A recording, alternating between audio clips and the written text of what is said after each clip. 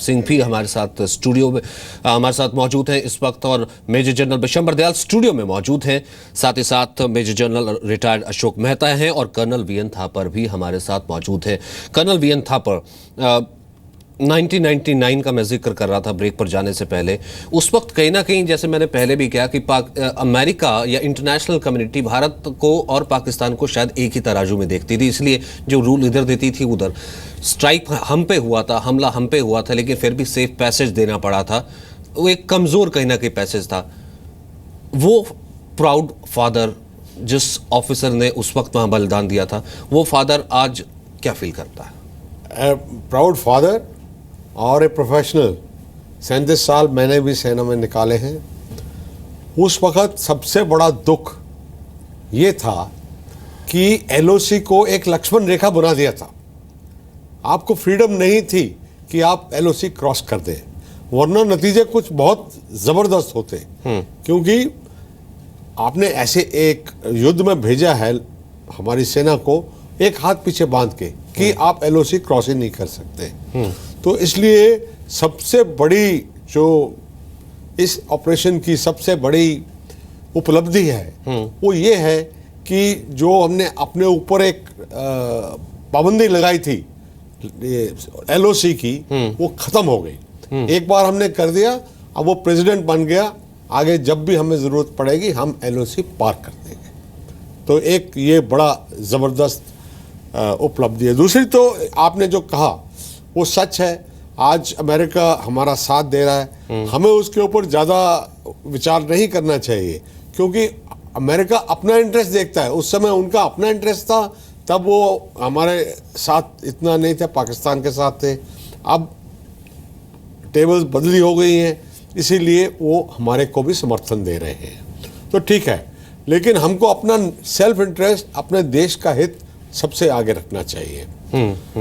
दूसरी बड़ी बात यह है कि इस ऑपरेशन से, जो कि बहुत ही ज़बरदस्त ऑपरेशन है, इन्फेंट्री ऑफिसर होने के नाते मैं समझ सकता हूँ कि इसमें कितनी प्रिसीजन, कितनी एक्यूरेसी, कितनी डिटेल्ड प्लानिंग, कितनी अच्छी तरह से एग्जीक्यूट किया गया है। कंट्रोल बहुत ही अच्छा है, उम्दा ऑपरेशन है। इसके लिए सेना को तो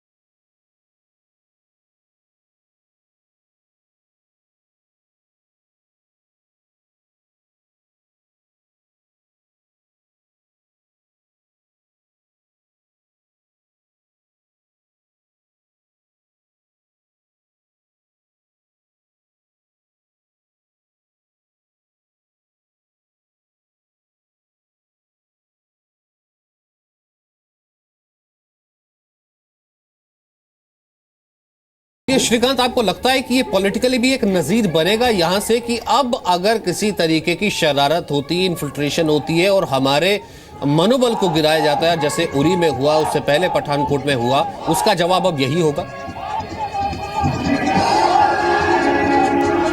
देखिए सचिन, 27 साल से हम लोग पाकिस्तान का जो षड्यंत्र है उसका लगातार हम लोग शिकार होते रहे, क्योंकि पाकिस्तान सीधी लड़ाई हमसे जीत नहीं सकता। 3 बार उसको मुंह की खानी पड़ी, कराची तक हमारी फौज ने पाकिस्तान की फौज को खदेड़ा। तो 27 साल से वो एक छद्म युद्ध हमारे साथ लड़ रहा है। हमारे हजारों वीर जावा सिपाहियों की शहादत हुई, और जिस तरह से उरी का हमला हुआ, उरी में हमारे जवान सो रहे थे और सोते हुए जवानों पर कायर आतंकवादियों ने हमला किया। 18 हमारे जवान शहीद हो गए सचिन। और ये जो हमला कल जो आतंकवादी कैंपों पर हमारी आर्म फोर्सेस ने किया है, हमारे जाबाज सिपाहियों ने किया है, मैं मानता हूं कि ये सच्ची श्रद्धांजलि हमारे उन जाबाजों के लिए है जो उरी में हमारे लोग शहीद हो गए थे। ये श्रद्धांजलि उनके लिए है, ये शहीद हेमराज के लिए श्रद्धांजलि है। अब तक जो हमारे हजारों शहीद हुए उनके लिए श्रद्धांजलि है। और जहां तक आप बात कर रहे हैं पॉलिटिकल, तो देखिए ये लड़ाई आतंकवाद के खिलाफ हमारी लड़ाई जारी रहेगी। और अब आतंकवाद को जो बढ़ावा देने वाले लोग हैं उनको इस बात का ध्यान रखना पड़ेगा कि जब आतंकवाद को अगर वो नियंत्रण नहीं कर सकते, तो आज दुनिया के अंदर एक ऐसा वातावरण बना है कि भारत के खिलाफ अगर कोई भी षड्यंत्र अगर सीमा के उस पार से होगा तो षड्यंत्र को नेस्तानाबूद करने में हम पूरी तरह से हमारी फौज सक्षम है, और हम डिप्लोमेटिक तरीके से भी सक्षम हैं, और हम आर्म फोर्सेस के तरीके से भी सक्षम हैं। तो एक क्लियर कट मैसेज पूरी तरह से आज दुनिया के अंदर भी है। और आप ये जो आप लोगों में जो उत्साह देख रहे हैं, ये निश्चित रूप से सचिन हमारी फौज की ताकत बहुत है। हमने कहीं ना कहीं अपनी फौज की ताकत को कहीं ना कहीं हमने हाथ बांध के रखे हुए थे। और अब जब हमारे ऊपर हमला होता रहा है, हमारी लीडरशिप ने और जो फैसले लेने वाली सरकार है, नरेंद्र भाई मोदी जी की सरकार, जब उन्होंने उनको गो अहेड कहा कि भाई अब सहन नहीं होगा, इनफ इज इनफ, बहुत हो गया। हमने ईद की बधाई दे दी, हमने क्रिकेट की बधाई दे दी, और हमने तमाम कोशिशें की कि हम अमन पसंद करते हैं, शांति पसंद करते हैं, लेकिन हमारी कमजोरी, हमारी जो शराफत है उसको हमारी कमजोरी ना समझा जाए। हमारी फौज उन आतंकवादियों को उनकी भाषा में जवाब देना भी जानती है। और हमारे आर्म फोर्सेस ने आतंकवादी जो कैंपेन को नष्ट करके उनको जवाब देने का काम भी किया है। तो ये एक मैसेज भी है कि आप सुधर जाओ, आतंकवाद को बढ़ावा देना बंद करो, ये इंसानियत के ऊपर कलंक है। ये इसको जो मुल्क बढ़ावा देता है उसको तबाह भी यही लोग करते हैं। तो एक मैसेज है, समझो तो समझ जाओ, नहीं समझो तो फिर हमारी रणनीति जो आगे रहेगी, निश्चित रूप से हमारी फौज उस रणनीति पर भी काम कर रही है। तो अखिलेश जी, सत्ता का, फॉरेन पॉलिसी का एक बड़ा अनुभव आपके पास भी रहा है, आपकी पार्टी के पास भी रहा है इस वक्त, क्योंकि सॉलिडारिटी की ज्यादा जरूरत है। जिस तरीके से हमारे एक्सपर्ट्स भी कह रहे हैं कि अभी तो और यहाँ पर कहीं ना कहीं कोई शरारत हो सकती है, ये तो वक्त अभी शुरू हुआ है। आपकी क्या सलाह या फिर जवाब रहेगा श्रीकांत को?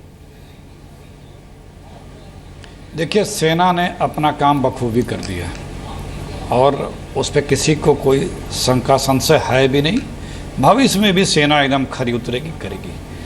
आज इसके बाद राजनीतिज्ञों का काम शुरू होता है। हमारे देश के जो राजनीतिज्ञ हैं, जो शीर्ष सत्ता पे बैठे हैं, पाकिस्तान एक टेररिस्ट स्टेट है, हमें उसे टेररिस्ट स्टेट डिक्लेयर करने, वो न्यूक्लियर पावर कंट्री है जहाँ टेररिस्टों की हुकूमत है। दुनिया को ये कन्विंस करने की आवश्यकता है कि इसे कंट्रोल किया जाए, और हर जगह दुनिया में पाकिस्तान से टेररिस्ट के लिंक पहुँच रहे हैं, एक्सपोर्ट हो रहे हैं।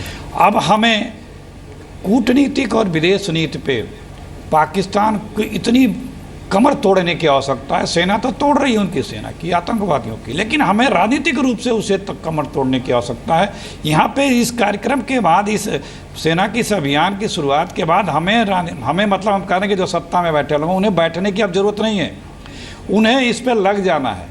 क्योंकि ये मान लें कि हमने बदला ले लिया और शांत हो जाएं, तो वो भी बेहतर नहीं होगा। जब शुरू किया है तो उसको अंजाम में पहुँचाना चाहिए। क्योंकि जब आप इराक पे सिर्फ न्यूक्लियर बम और केमिकल वेपन्स के नाम पे अटैक कर सकते हैं कि मानवता के लिए खतरा है, तो पाकिस्तान में भी ये सारी चीजें हैं। और इस पर हम जवाब लेंगे। श्रीकांत, हाथ में उठा रहे हैं, मुझे एक छोटे से ब्रेक के लिए कहीं ना कहीं रुकना है।